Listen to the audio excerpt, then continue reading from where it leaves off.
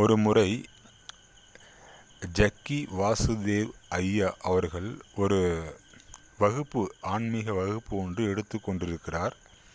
அதில் ஒருவர் கூட்டத்திலிருந்து கேட்கிறார், ஐயா, பயம் என்றால் என்ன அப்படி என்று கேட்கிறார்.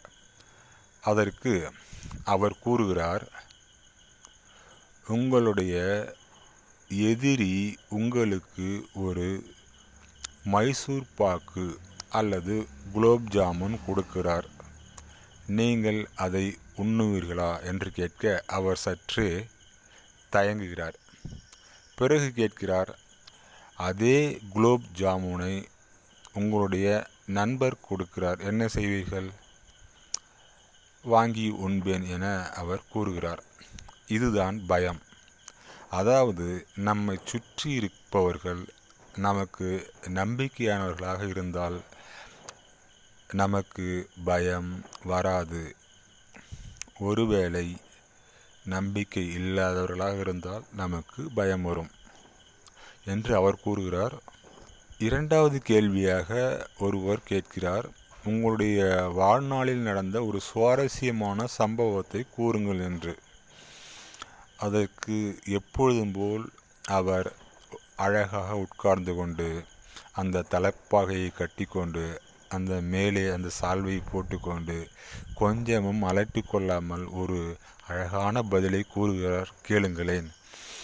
ஒரு முறை அவரும் அவருடைய மகளும் காலை ஒரு 4:55 மணி அளவில் எங்கோ ஒரு ஊருக்கு செல்வதற்காக ரெடியாக தயாராக இருக்கிறார்கள்.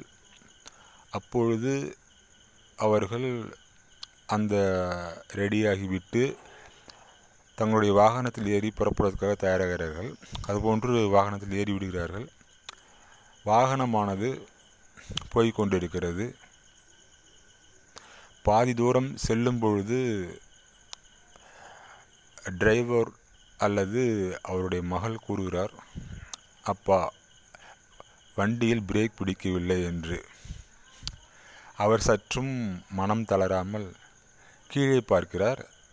அங்கு அவர் காருக்கு அடியில் இருந்து அந்த ஸ்பீக்கர், டேப் ரெக்கார்டரோட ஸ்பீக்கர் இல்லை.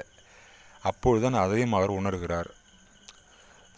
அவர்கள் கண் திறந்து பார்க்கும்போது அந்த காரானது ஒரு இடத்தில் நிற்கிறது, லேசாக ஒரு மரத்தின் மீது முட்டிக்கொண்டு என்று அவர் கூறுகிறார். இந்த அசம்பாவிதத்தை சொல்லி முடித்துவிட்டு அதற்குரிய கருத்துக்கு வருகிறார். என்னவென்றால், இது ஒரு தீங்கான செயல்தான், ஆனால் எனக்கு இதில் நன்மைதான் நடந்திருக்கிறது. அதாவது எனக்கு தீங்கு விளைவிப்பதற்காக என்னுடைய காரினுடைய பிரேக்கை ஒருவர் கழட்டியிருக்கிறார். அவர் அது மட்டும் இல்லாமல் காருக்குள் சென்று ஸ்பீக்கரையும் கழட்டி கொண்டு சென்றிருக்கிறார். அதுதான் கடவுள் எனக்கு அளிக்கப்பட்ட வாய்ப்பு. ஒருவேளை அந்த இடத்தில் ஸ்பீக்கர் இருந்திருந்தால் என்னுடைய கால் சற்று சேதமாகியிருக்கும். ஆனால் அவர் ஸ்பீக்கரை கழட்டி கொண்டு சென்றதால் அந்த இடம் காலியாக இருந்தது. அதனில் என் கால் போய் உட்கார்ந்து கொண்டது. அதனால் எனக்கு எந்த விதமான அடியும் படவில்லை. எனது மகளும் தப்பித்து கொண்டார் என்று அந்த சம்பவத்தை பற்றி அவர் கூறுகிறார். இதிலும் அவர் என்ன கூற வருகிறார் என்றால், ஒருவேளை வந்தவன் ஸ்பீக்கரை விட்டு சென்றால் எனது காலில் அடிபட்டிருக்கும். ஆனால் அவன் எடுத்துக்கொண்டு சென்றதால் ஸ்பீக்கரோடு போய்விட்டது, எனது கால் தப்பித்து கொண்டது. அப்போ இதில் சாராம்சம் என்னவென்றால், நல்லவர்களை ஒருபோதும் இறைவன் கைவிடுவதில்லை.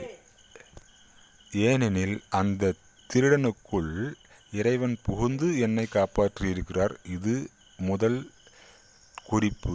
இரண்டாவது, இப்பொழுதெல்லாம் நான் வண்டி எடுக்கிறதுக்கு முன்னாடி எல்லாத்தையும் செக் பண்ணிட்டு தான் இப்போ நான் வண்டி எடுக்கிறேன் அப்படின்னு சொல்லி முடிப்பார் அந்த ஆன்மீக வகுப்பில். இதை கேட்ட அனைத்து யூடியூப் வாசிகளுக்கும் நன்றி, வணக்கம்.